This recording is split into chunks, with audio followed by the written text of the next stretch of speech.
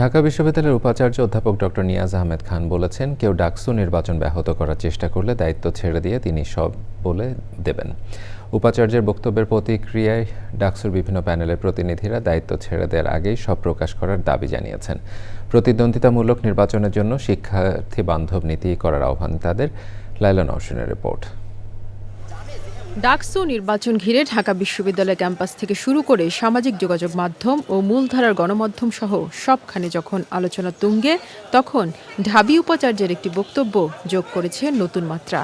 যে কোনো অবস্থাতেই ডাকসু নির্বাচন বেশ চ্যালেঞ্জিং উল্লেখ করে টিএসসিতে এক অনুষ্ঠানে উপাচার্য বলেন, নির্বাচন ব্যাহত হলে দায়িত্ব ছেড়ে দিয়ে তিনি সব বলে দেবেন। আমার কোনো ম্যাজিক বুলেট নেই, আমি কোনো সুপার হিউম্যান নই। সবাই যতক্ষণ আমার হাত ধরে থাকবেন ততক্ষণ আমি মাঠে থাকব।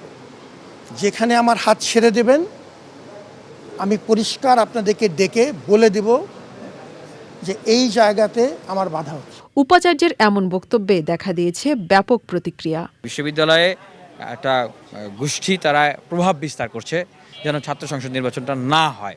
আমি মাননীয় ভিসির উদ্দেশ্যে বলবো, আপনি বলুন কারা বাধাগ্রস্ত করতেছে, আমরা আপনার সাথে আছি, ডাকসুর জন্য ফাইট করেছি। আমরা শিক্ষার্থীরা এবং আমাদের ছাত্র সংগঠন সহ সকলে এই ডাকসুর পক্ষে ঐক্যমত আছি।